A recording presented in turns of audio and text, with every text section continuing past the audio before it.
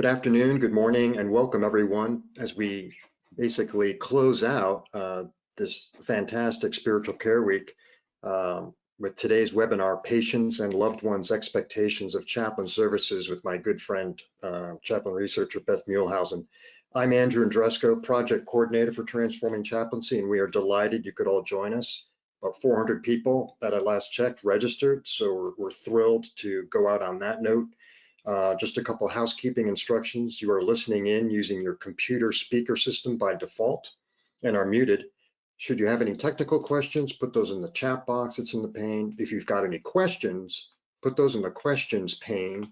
We'll get to those at the end. We're going to have a Q&A session, so you can type those questions in at any time. We'll collect those and go from there.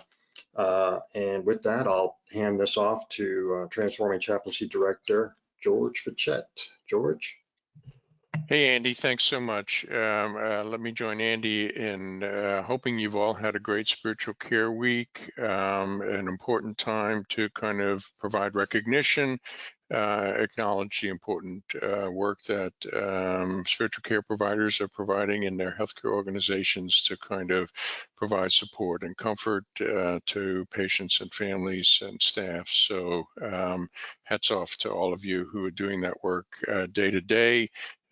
Great to be able to kind of take some time this week to honor you. And hopefully the webinars that we've been providing this week have given you resources that can help you think about how to strengthen your work and use the research that is being developed to do that. Just a reminder, actually, that today's webinar and all of the webinars that we've had this week have been recorded, will be recorded, and the links to them are on the Transforming Chaplaincy website. So if you didn't get a chance to see all of them, there was one you wanted to go back and look at, or there's another one you want to look at again, because some of them were pretty dense, had a lot of information in them, you can do that at any time, or tell your colleagues about them and they can do that as well. So really excited to kind of wrap up Spiritual Care Week with today's webinar, and my pleasure to introduce you to Beth Muehlhausen, who is the lead researcher for Ascension. Ascension is one of the important, it's our major, Transforming Chaplaincy's major partner. And the partnership with Ascension has really been rich and valuable for us, and I think for Ascension. And we've really always enjoyed collaborating with Beth and her colleagues in our educational efforts and in our research efforts, and really excited to kind of finish up Spiritual Care Week with this presentation from Beth about what is really a very exciting research project. Beth, glad to have you here. Take it away. Thank you, George. All right. Thank you, everyone, for joining us today.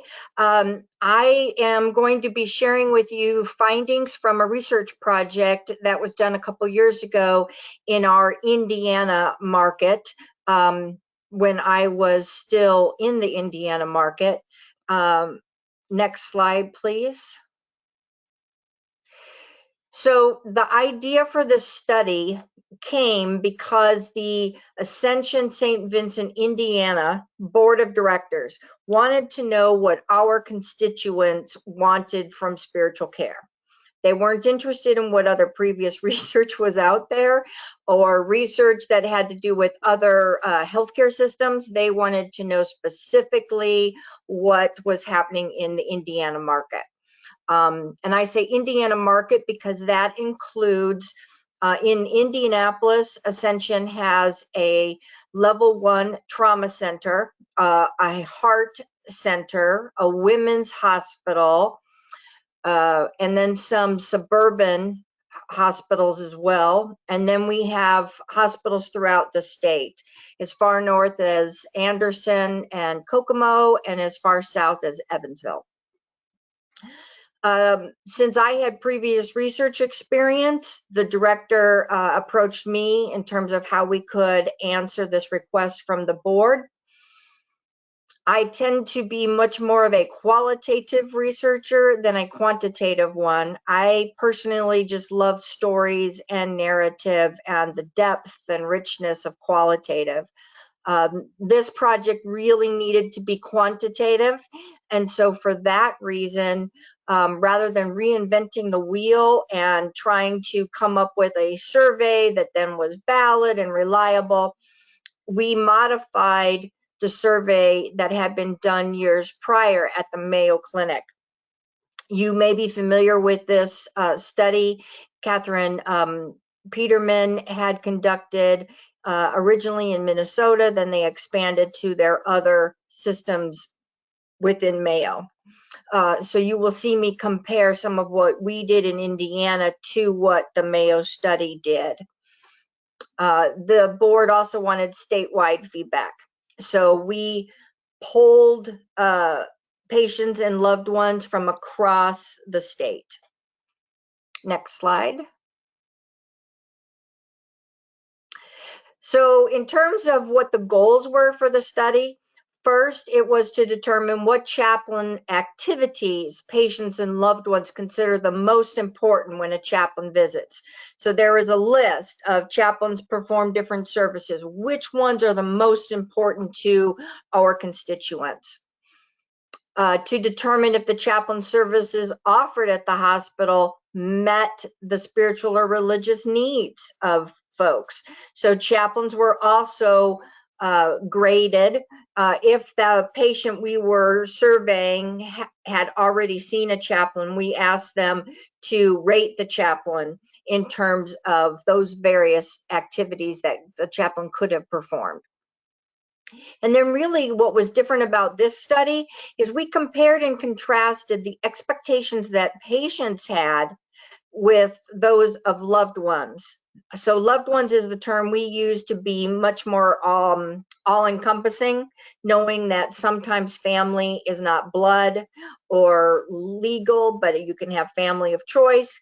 And so we use that terminology throughout the study to really then compare patients with loved ones. Next slide.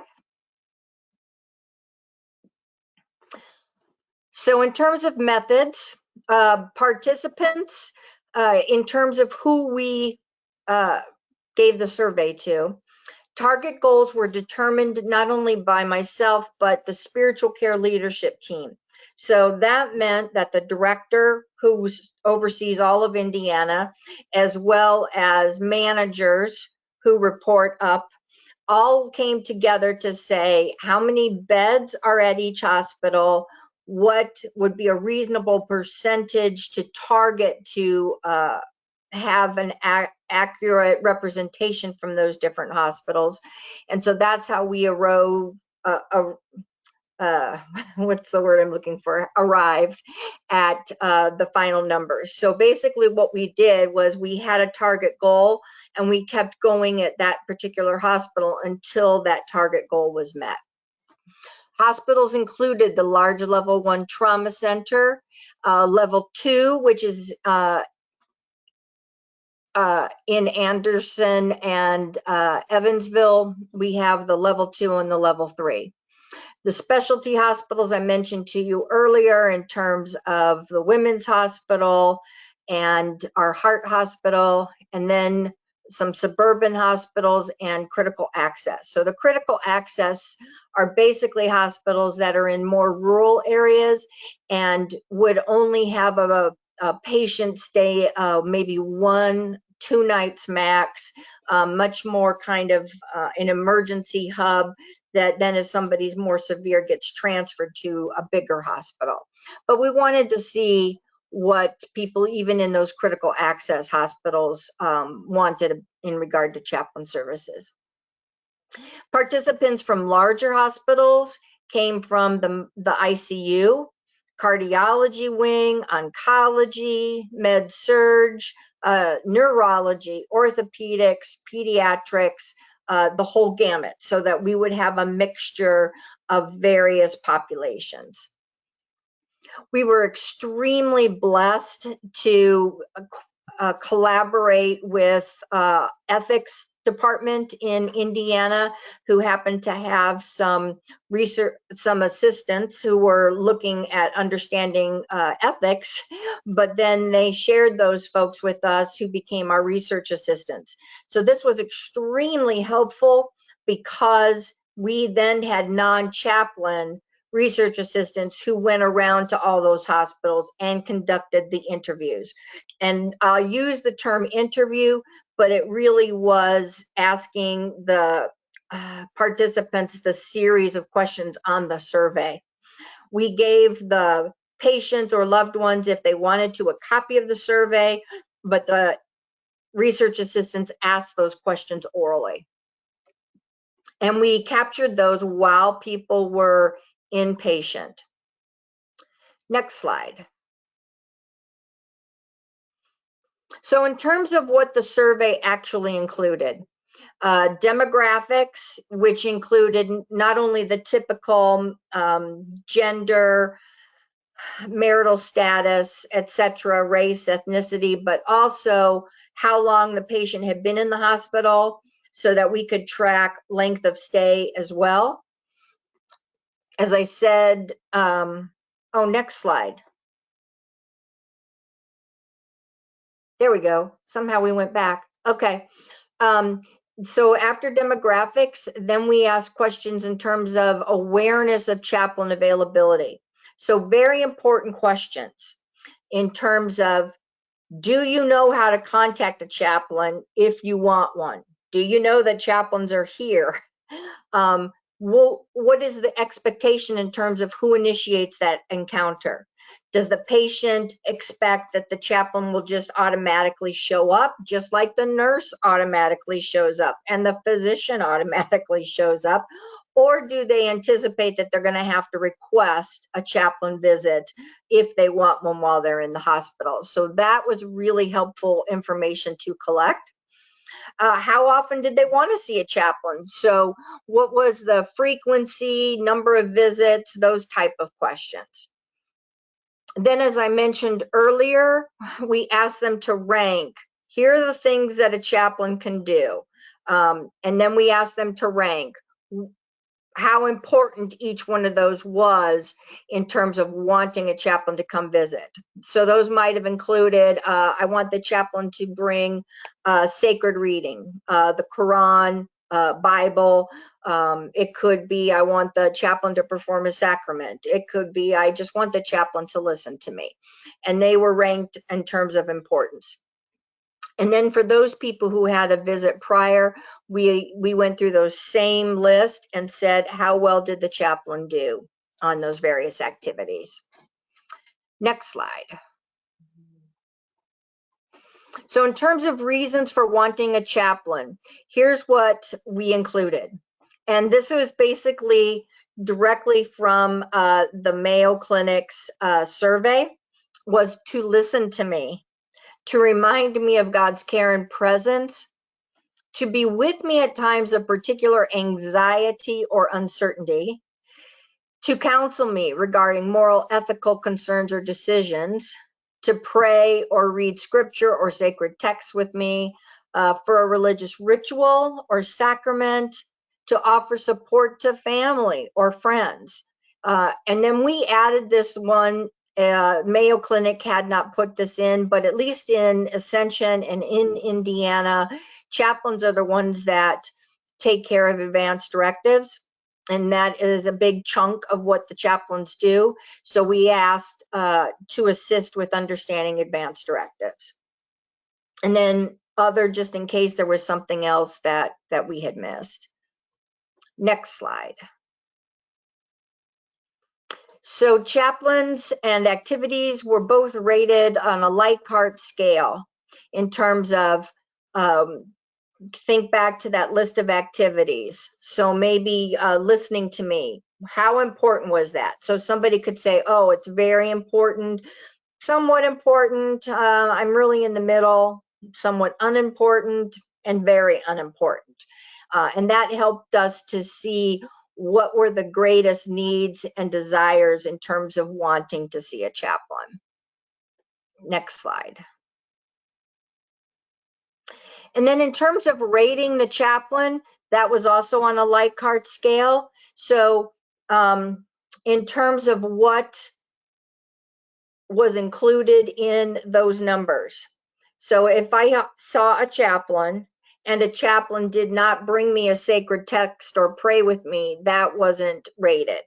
It was applicable if the chaplain had visited that person and had performed whatever that item was. So that's why there might be differences in terms of numbers, because not everybody got a sacrament who saw a chaplain. Not everybody may have been anxious at the time. So 4 items that were applicable, meaning the chaplain had seen them and the chaplain had done that particular task, patients or loved ones. And I should say, we did not interview any patient and loved one from the same family. We either interviewed the patient or the significant family member who happened to be available at the time. So chaplains were rated in terms of the Likert scale very well, somewhat well, not well at all the way to the not applicable. Next slide.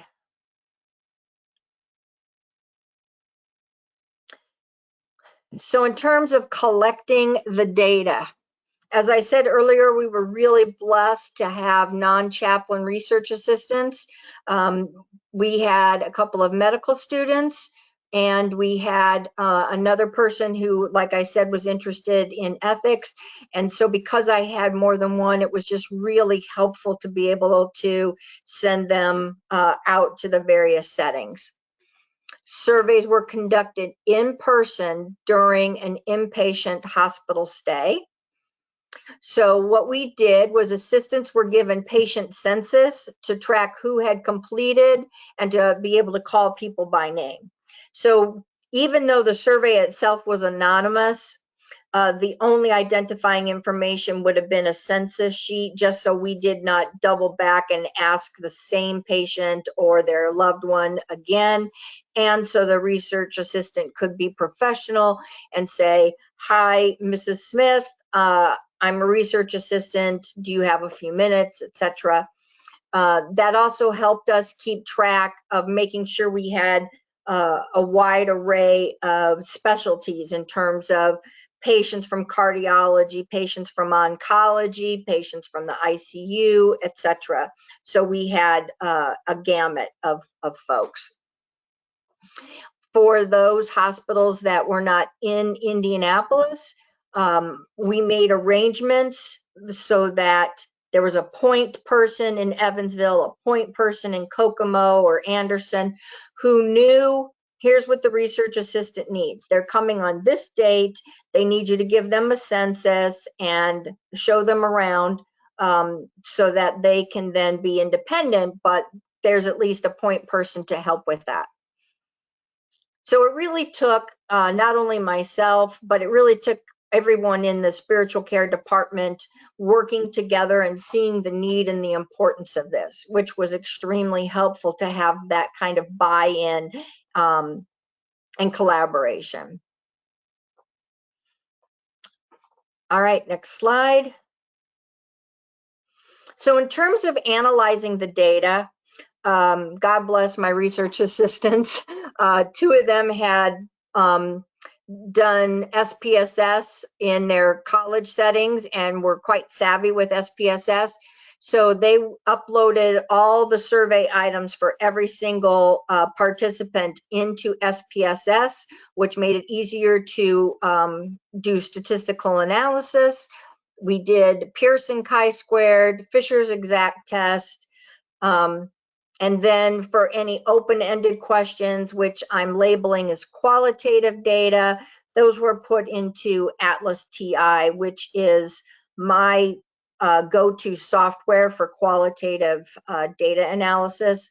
A little sidebar, but Atlas TI does not code for you, but it is an extremely helpful resource in terms of organizing your data and coding in terms of reoccurring themes, patterns, etc., that you see in various interviews or narratives. SPSS is one of the go-to items for quantitative data analysis. I also had access to a researcher who was much more quantitatively savvy than myself, Todd Foster, who ran statistical analysis. He was one of the authors on the paper, but I want to give him credit for the statistical analysis. So part of the reason I'm saying that is because for some people, research and this notion of research within spiritual care can be intimidating for whatever reason. I think most time people are intimidated by quantitative research, but they can also be intimidated by qualitative research. And my plug for the day is that it's so important to find collaborators and partners. You do not have to know everything. It's important to, like a president who surrounds themselves with cabinet people, surround yourself with people who play to your weaknesses. So in my case, that means pairing up with quantitative researchers. And then the quantitative researchers pair up with me because I have the expertise in qualitative. So as a means for helping it be more approachable, let me just put in a plug that you do not have to know everything, but being part of a team is just really helpful and wonderful. And then you have other people to bounce ideas off of and make sure that you are not hitting any blind spots. Next slide. So here we start to talk about the results. Next. So wanted to just kind of start by comparing what we did at St. Vincent Ascension with what the Mayo Clinic did. So the Mayo Clinic mailed their survey to patients 3 weeks after they were discharged from the hospital. Only patients completed that. If a patient had seen a chaplain, Mayo only asked, was that visit important? They didn't grade the chaplain, they just said, was it important or not? There were 3 Mayo hospitals across Arizona, Minnesota, and Florida. They had an N of 1,591, which was about the 30% response rate, given that they mailed it out. So the difference is we don't know necessarily any information about people that did not complete the Mayo survey. In contrast, what Ascension St. Vincent did, we had in-person interviews. We solicited feedback from patients and loved ones. If a patient had seen a chaplain, then we asked them to evaluate that chaplain on all those different areas of possibility that a chaplain might show up and see a person in the hospital. We had 16 hospitals throughout the state of Indiana. Our N was 452, which was a good number for us. Next. So sample characteristics. We approached 561 individuals. We had a response rate of about 81%, which was significantly higher than what Mayo had. Among those participants, 65% were patients and 35% were loved ones of a patient. 2/3 of the participants were women. Over half were above the age of 55 and over half were married. Participants were predominantly non-Hispanic whites and Christian. That's not to say that we don't see people who are not Christian in Indiana. We do. So you could, we don't know what that is in terms of why we had so many Christians. Could it be because we're a Catholic healthcare system and so people choose to come to a Catholic hospital because they know that it's faith-based and might have a different approach to care. It could be that we're in Indiana and in the Midwest, and so we're predominantly Christian. But I would say that we also do get patients who are Jewish, Muslim, Wiccan, etc. So there is some diversity, even though it may not have shown up as much in this survey. We unfortunately did not have anybody who spoke Spanish, so that was one of the exclusion criteria, is if somebody could not speak English, then we weren't able to include them in the survey. Next. So in terms of expectations of services, I don't know how much you can see this, so I'm just going to go through it in case it's small on your screen. 92% of the people interviewed were aware that chaplain services were available. So that's huge. That's great. But the number dropped significantly to 55%. Just a scotch over half knew how to contact a chaplain. So that's problematic, right? If we want to get to people who need us, they need to know that we're there, and they need to figure out how to contact us. We need to make that more visible, not only to the nurses, but to patients. This was one of the key findings that was really interesting. 93% wanted a chaplain visit at least once. And that not only included religious folks, but all the nones. So even if somebody identified as more spiritual than religion, 93% of everyone wanted at least one chaplain visit. That's huge, right? And that's the kind of data that will help when we go to C-suite leaders and say, we need to hire more chaplains. Here's why. Because 93% of the people we serve want a chaplain visit, and we can only do that if we have more man-woman power. At the time of the interview, only about half were visited by a chaplain. 89% of those people who had seen a chaplain said the visit was important to them. So that's a fairly high number as well, and an indication of the good work that our chaplains are doing in Indiana. Next slide. So in terms of the top reasons for wanting to see a chaplain, number one was emotional support. Listen to me. So this is really important shift in terms of what chaplains are doing as we in America have a more secularized society, a society where there are less people who identify as religious, who attend services, are tied to a synagogue, a mosque, or a church. That the top reasons folks wanted to see a chaplain were emotional.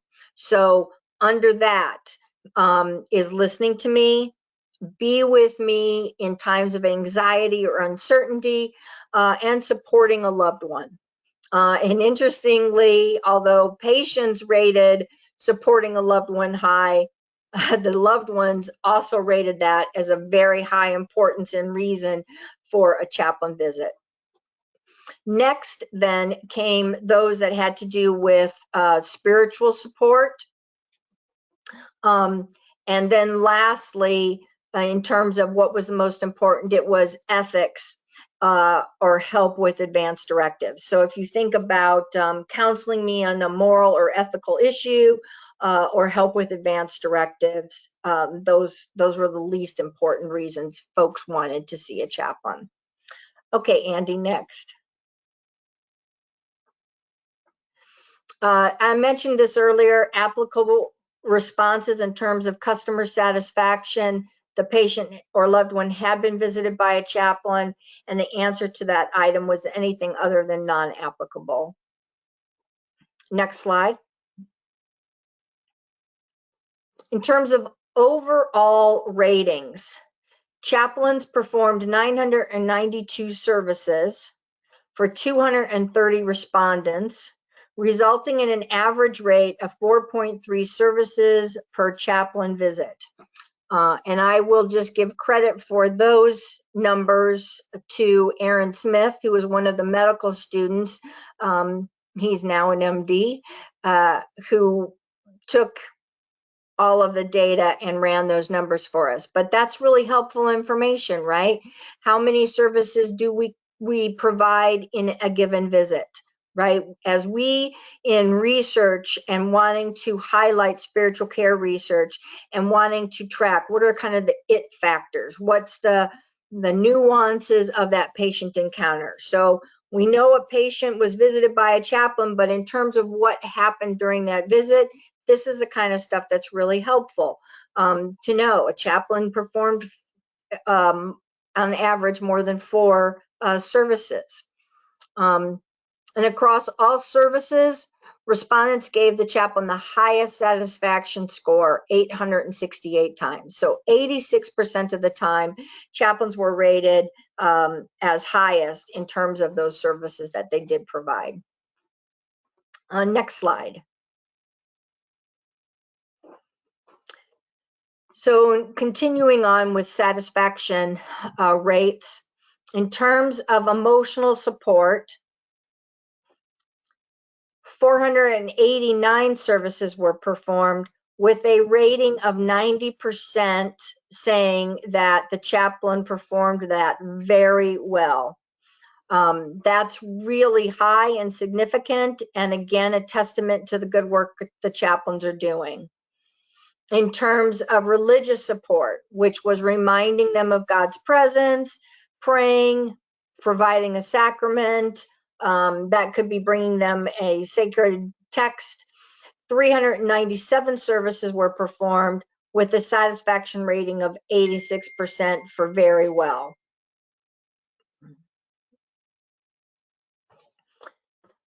And then in terms of decision making, we had 106 services performed with a rating of very well by 81%.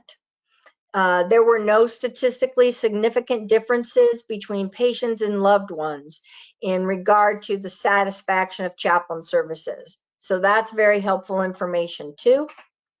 Next slide. So what are some of the implications for chaplains, right? So we do this research project. What do we do with it? How does that change what we do? How does that impact, if I'm a floor chaplain, how does that impact what I do on a daily basis? I know there is a strong interest in chaplain services. I also know there's a high level of satisfaction with chaplain visits. People assume that spiritual care services are like other hospital services. So if we're trying to think about how we can see people who need us the most, that old model of I get a census sheet, here are all the people on the unit that I oversee. I literally go door to door to door to visit people. We don't have the human power to do that like we used to.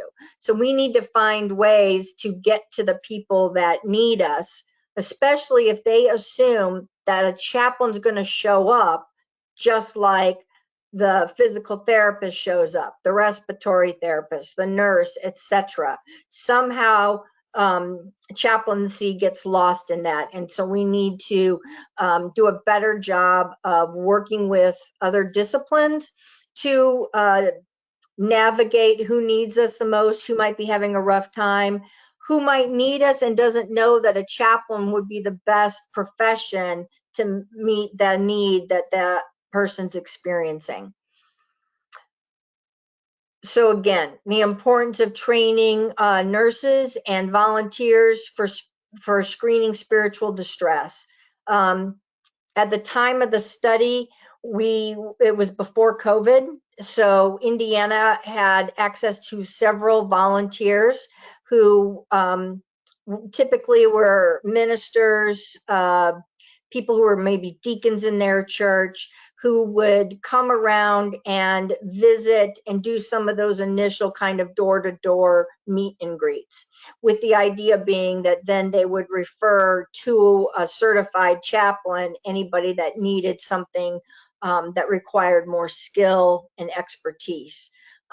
Unfortunately, with COVID, most hospitals are not able to have volunteers, but at the time we had a very robust volunteer pool of people that were just very integral to helping us expand our footprint and at least make more people aware of chaplain services. Next slide. So again, some of the implications in terms of caring for loved ones. There may be times when chaplains need to consider prioritizing spiritual care to loved ones over patients who have a longer length of stay. So I say this because when I was an ICU chaplain, you know, if there was a patient that hadn't been seen and they hit more than 3 days in the hospital, then we might flag them and say, oh, they're here longer, we should at least touch base with them. Well, maybe what's more important than having that as a benchmark is going to areas where there's critical need and talking to family members. So an ICU, pediatrics, high-risk pregnancy might include not only the pregnant woman, but significant others and family members. So getting to family members and making that a priority as well as patients is key. Can't say this enough. Nurses and any volunteers need training on screening loved ones for spiritual distress. So I can't tell you, I've had other chaplains say this as well.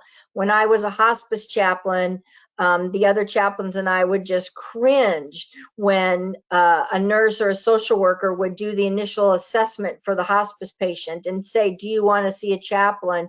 And people would say no.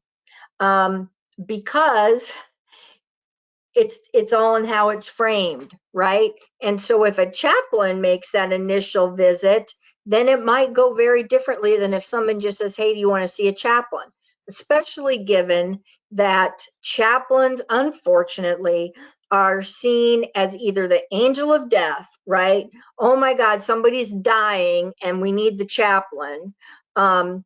And I blame the media for that, right? We always see images of the chaplain coming to tell the loved ones that their soldier has perished in wartime. The other notion is that all we're good for is prayer, sacraments, or bringing a sacred text. So I often joke that people think we're prayer candy stripers, right? I go around with my prayer card and dispense prayers all day. Chaplains are so much more than that. And we need to educate our colleagues on what our skill set is and what we have to offer that's different than their skill set and their training. Lastly, it would be really helpful in all of our hospitals to post signs, especially in family waiting areas, with instructions on how to contact a chaplain. So again, we need help getting to the people who need us the most and getting the word out. Here's how you can contact us. So signs just saying, if you want a chaplain, here's how to access those services. Next slide. So this slide, I credit again Aaron, who is now a medical doctor, but was in med school at the time, with some of his insights in terms of what are the implications for the medical staff. So what do we want medical staff to know as a result of having conducted this study? Key takeaways: taking care of patients holistically equals addressing their spiritual needs. You know, at Ascension, our motto is mind, body, and spirit. And all of those are integral to caring for patients and loved ones. When family members receive spiritual care, it can put the patients at ease. The patients might be very anxious themselves. We've all had that happen where you go in to pray with a patient and the patient isn't saying, oh, could you please pray for me and my ulcer or hernia or whatever. They say, oh, my grandchild's having a hard time, or my daughter's pregnant and she's having some complications. Other people that they love are oftentimes on their minds, and when we provide spiritual care to loved ones, it has a ripple effect of easing the patients as well, because they know that their loved ones are really stressed by them being in the hospital. Chaplains have such unique opportunities to be advocates and counselors for patients of any background. I was a social worker before I became a chaplain, and I just think one of the key things that chaplains do is to advocate. We advocate not only for spiritual care, but we are a kind listening ear and can help navigate between medical jargon and what the patients or the loved ones are experiencing, and helping that communication, helping advocate with one or the other, helping the family or the patient to understand what the medical team is saying, and then help the medical team to understand what the patient's desires or the loved one's desires is. So in terms of advice that Aaron has for educating healthcare professionals about spiritual care, he says it's about dispelling myths and using evidence, that's research, to show the benefits of spiritual care. So dispelling the myth that only Catholics need spiritual care, or only Christians need spiritual care, only the religious need spiritual care. That myth that I highlighted again, which is spiritual care is only necessary when somebody dies. And I heard just within the last week somebody reporting that they heard a doctor say, oh, we don't need to call the chaplain, the person's not dying yet. So we still have a lot to do as professionals across all systems in terms of educating people, in terms of who we are, what we have to offer, etc., so we can dispel these just ingrained myths in our American culture. And the notion that spiritual care is not needed for most people. It's actually the flip side. Spiritual care is needed for most.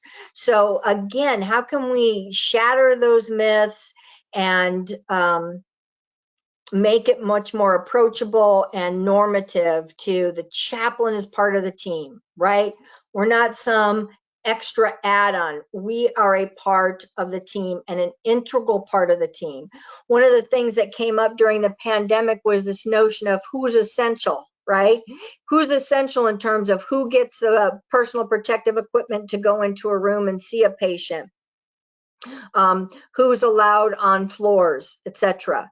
We need to continue to demonstrate that we are essential. I know that word can be highly value laden, but we need to continue to advocate that we are an essential part of the team. Next slide. So just want to wrap up by acknowledging the Mayo Foundation in terms of allowing us and giving us permission to utilize their survey. Just so you know, you can't go and replicate somebody else's study without saying, hey, do I have your permission to use your survey in this new study? Here's what we're doing, etc. So that was key, and we want to acknowledge them and thank them for that. So we have about 15 minutes left. I would invite you to put into the question box any questions you have, any comments. I'm hoping that we can generate some rich discussion at this time. So feel free to pop something into that question box.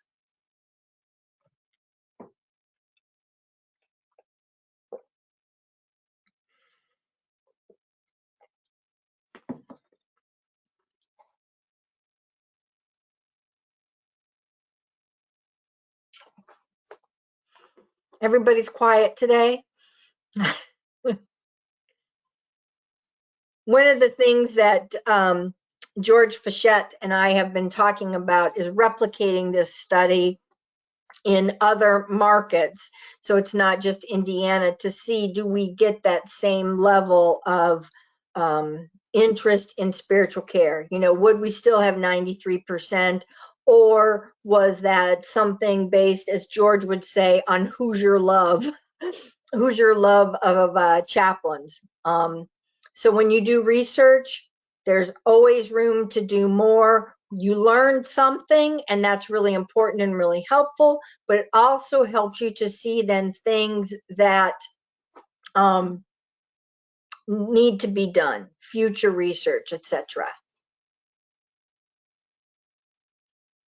All right, so I'm trying to, did you find any correlation between chaplain visits and overall scores for the hospital?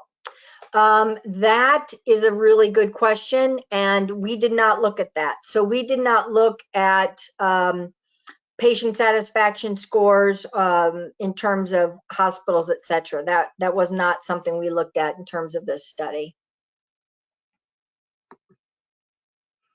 Was there a control for volunteer pastoral visitors like Eucharistic ministers or volunteers from the community? Yes, sometimes that was a little tricky, I admit, because sometimes people, so we had to go both ways, actually. We had people who we knew had seen a chaplain because there was a note in the chart from the chaplain, and the patient says, no, I haven't seen one. Well, the patient was a trauma code 1. They had talked to somebody. They probably thought, oh, here's this nice person at Ascension's hospital talking to me, but it didn't register that it was a chaplain. So there were times when I had to code things differently than what the patient reported. Sometimes patients said, oh, yeah, I saw a chaplain, and they really saw a Eucharistic minister or a volunteer. And so I constantly was going back and forth between what a person said and then looking at the chart to see so that they would be coded correctly. Good question. Were there significant differences among hospitals you studied based on the number of chaplains available, the chaplain to patient ratio? We did not find that. We found consistency across the system. I would say, if anything, the difference was with those very small critical access hospitals that only had a chaplain, you know, a few hours a week. But those typically were people who were not as in as extensive crisis as somebody at one of the other hospitals. Have you been supported in requesting more FTE based on your research results to date? You know, that's a really good question. So Ascension is actually going through a phase right now where we have put in our budget to onboard several additional chaplains over the next couple of years. And that is supported by the national office. One of the things that we do to advocate for that is I recently put together kind of a 1 to 2 page, here's why spiritual care is important, and quoted this study. 93% of the people wanted to see a chaplain. George had some other facts. So if you go back to Monday's webinar, I think it was Monday's webinar, in terms of what are some of the highlights from spiritual care research, utilizing those as a means to talk to C-suite people and say, here's what we know. Chaplains have become so much more important and have gained so much more visibility during the pandemic. I think now is a really rich opportunity for us to advocate to hire more as we not only focus on patients and loved ones, but on associates. And at least in my circles, focusing on associates and staff was already a big issue before the pandemic hit, and we had all these associates who were experiencing PTSD from COVID fluctuations.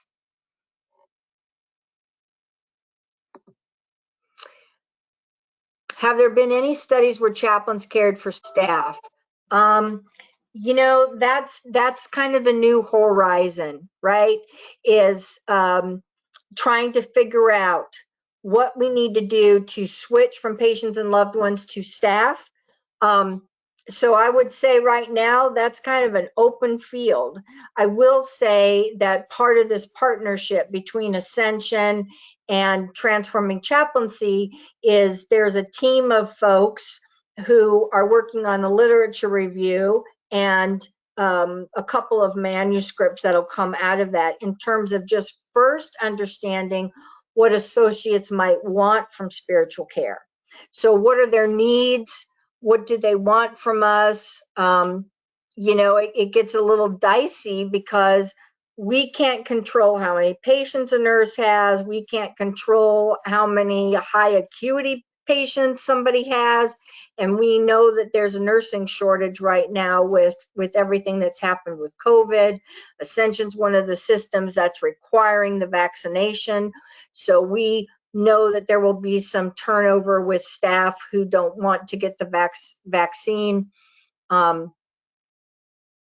So more to come in regard to that. The first step was just trying to understand more what staff want from spiritual care. And then, yes, that's something that we're talking about at Ascension. I know George has been talking about is, you know, continuing to say, we do a spiritual assessment in this way for patients or loved ones. What does it look like to do a spiritual assessment on a staff person? Is it the same? Is it different? How do we get to the staff people who need us? How do we let the staff know that chaplains are there for them in addition to the traditional model of we're here for the patients?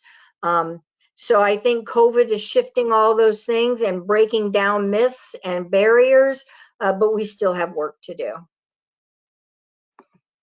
Another question. We have developed a tool to capture data on staff care visits based on acuity of staff. This is at Northwestern Medicine Lake Forest. Awesome.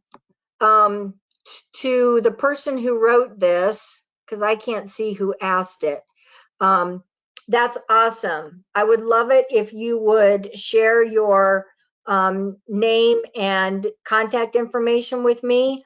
My email is, you could always, worst case scenario, email Andy, but my email address is BMUEHLH at ascension.org. But I'd love to talk with you more about that because that just sounds great. All right, let's see. Okay, Chaplain Eric Gregg, I'm going to write your information down. Thank you, Eric.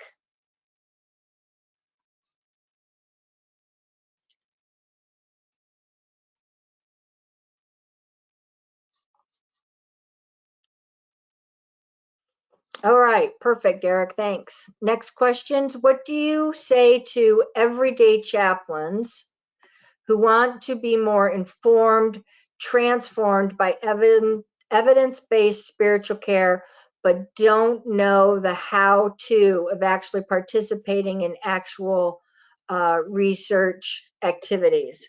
Excellent question. So I remember years ago when I first met George, he gave a presentation and said that research in terms of spiritual care was like a pyramid. Okay, on the bottom where it's widest, all chaplains need to be research literate, meaning they all need to understand kind of the basic principles of research. They need to know how to take an article and read it and say, this was a good study, a strong study, this was a cruddy study. Need to be able to read and dialogue and understand the basics. Then there are some people who might participate with research but not be a leader. So I would put into that category chaplains who have worked with me on projects, who have been frontline chaplains. We've done a couple of system-wide projects. And because they weren't people who already had a degree in research and knew all about that, they got we had several weeks of training so that they would feel comfortable participating in a research project. And then at the top of the pyramid were research leaders, right? People who, like myself, or the TC fellows who love research and can lead projects. One of the things we do at Ascension is I oversee a monthly research journal club. That fluctuates between having somebody take an article that's been published and review it and discuss it for chaplains, or having guest speakers. We've been really blessed to have several guest speakers, either TC fellows, sometimes people that George knows, or people I've heard of, come and present original research. And I think having that monthly journal club makes research much more approachable. It allows our chaplains to get their CEUs for research. It normalizes research as just another part of what we do, and really trying to pick topics that will relate to chaplains across our system. We also have had several chaplains now who have taken Transforming Chaplaincy's Literacy 101 or Literacy 102 courses. And so sometimes if they have felt empowered by taking those classes, we've had some of those chaplains then present at our monthly research journal club. So they aren't looking to become full-time researchers, but it's really helpful to have an opportunity to present, have an opportunity to go a little deeper. So I would say, if you're not part of a system that's already doing a research journal club like that, you need to be accessing Transforming Chaplaincy's network and web page. You need to be looking at the Chaplaincy Innovation Lab, who typically offer different types of things. Be mindful of what APC and NACC and Nishima offer in terms of webinars, so that you continuously are exposing yourself. And if I can, I will put in a big plug for those research literacy courses. I have had no negative feedback, only significantly positive feedback from all of our chaplains who have taken those. Paul Gashut, who is a fellow, takes care of Research Literacy 101. He does a really nice job. You don't have to know anything about research. You just come, and it's a really gentle way of getting in and understanding more about research. All right, let's see. Another question. Is there any data on the correlation between staff care offered by chaplains and nursing staff engagement, or even attrition? You know, if we could say that chaplain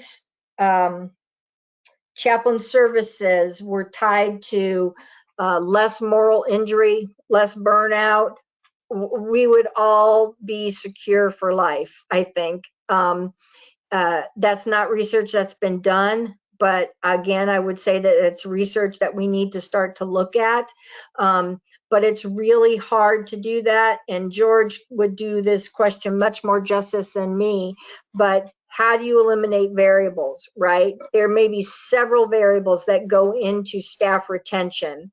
It could be pay, it could be their supervisor, it could be how they feel in terms of the whole system. So isolating just the one piece that chaplains might be able to contribute to is difficult and problematic. But yes, it's a good way to at least think. I think that is my last question, and we're at time. So I will thank you again for joining me for this past hour. You're welcome to reach out to me if you have any more questions or comments, or if you have any collaborative ideas like my new friend Eric. It was good to spend this time with you. Thanks so much, Beth. Thank you, everybody.